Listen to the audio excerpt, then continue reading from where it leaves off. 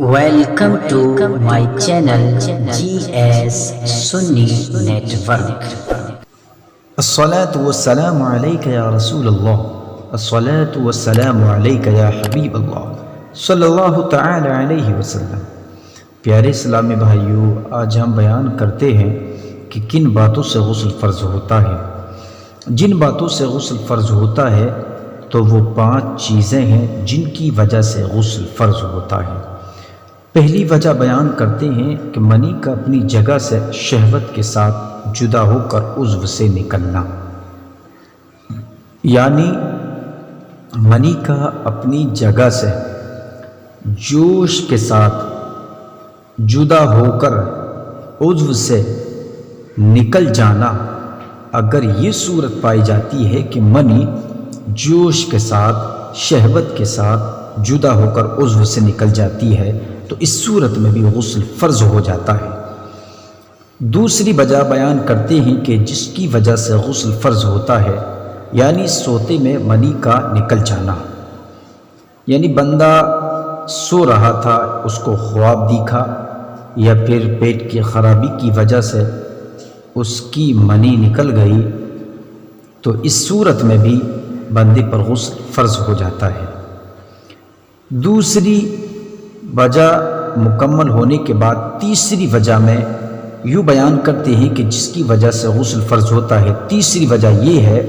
کہ شرمگاہ میں حشفہ تک چلا جانا،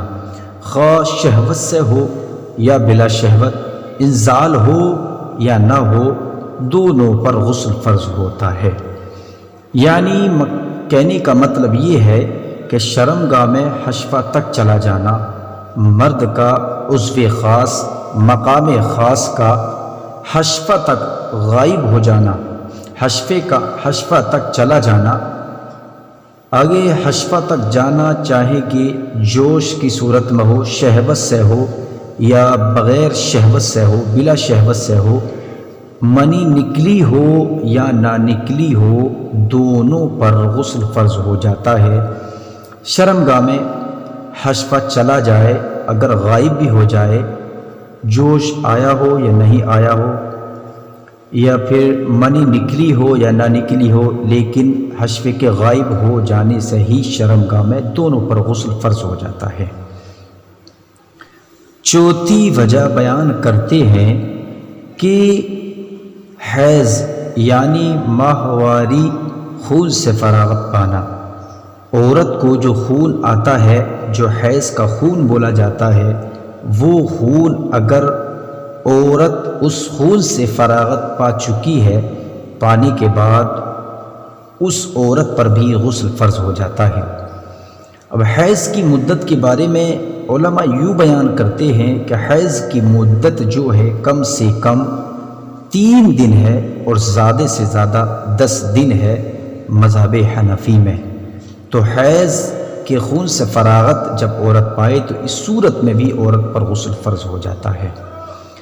5ویں وجہ بیان کرتے ہیں کہ نفاس یعنی بچہ جننے پر جو خون آتا ہے اس سے فارغ ہونا، یعنی جب عورت بچہ جنتی ہے تو اس کے بعد خون آتا ہے، تو اس خون سے جب عورت فارغ ہو جائے، نبٹ جائے، تو اس صورت میں بھی اس عورت پر غسل فرض ہوتا ہے۔ یہ 5 چیزیں ہیں کہ جن کی وجہ سے غسل فرض ہو جاتا ہے، اور ان 5 چیزوں کے علاوہ کچھ لوگ یوں ذہن لگاتے ہیں کہ کہتے ہیں، اکثر یوں دیکھا جاتا ہے، اگر کسی سے پوچھا جائے آپ نماز کے لیے کیوں نہیں آتے ہیں تو کہنے لگتے ہیں کہ جناب ہم نے پیشاب کر لیا تھا اور چھینٹیں آ گئی ہیں، استنجا نہیں کیا تھا، اسی وجہ سے ہم ناپاک ہو گئے ہیں، ہم نہائے نہیں ہیں، اسی وجہ سے ہم نماز پڑھنے کے لیے نہیں آئے ہیں۔ تو پیارو، اگر کسی نے استنجا نہیں کیا یا پھر کیچڑ وغیرہ اس کے کپڑوں پر لگی تو وہ شخص غسل کرنے کا حامل نہیں ہوتا، یعنی اس کے لیے ضروری نہیں ہے کہ وہ نہائے غسل کرے، بلکہ اگر بندے نے پیشاب کر لیا اس کے بعد اس نے پانی نہیں لیا تو اس صورت میں جہاں پر اس کے پیشاب کی چھینٹیں لگی ہیں اتنی ہی جگہ دھو ڈالے، اور جس کپڑے پر لگی ہیں اس کپڑے کو اتنا ہی دھو لے، یا پھر دوسرا کپڑا پہن کر نماز ادا کر لے، نماز اس کی مکمل ہو جائے گی۔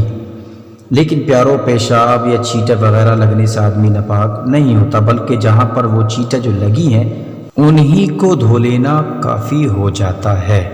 یہ 5 ہی چیزیں ہیں جن کی وجہ سے غسل فرض ہوتا ہے، نہانے کی ضرورت پڑتی ہے۔ اگر اس کے علاوہ کوئی دوسری چیز پائی جائے، مثال کے طور پر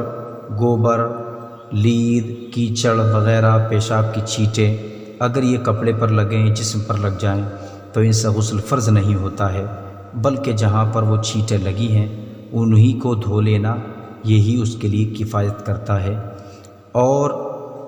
5 ہی چیزیں ہیں کہ جس سے غسل فرض ہوتا ہے، اس کے علاوہ ان 5 چیزوں کے علاوہ سے غسل فرض نہیں ہوتا۔ الصلاۃ والسلام علیک یا رسول اللہ، الصلاۃ والسلام علیک یا حبیب اللہ صلی اللہ تعالی علیہ وسلم۔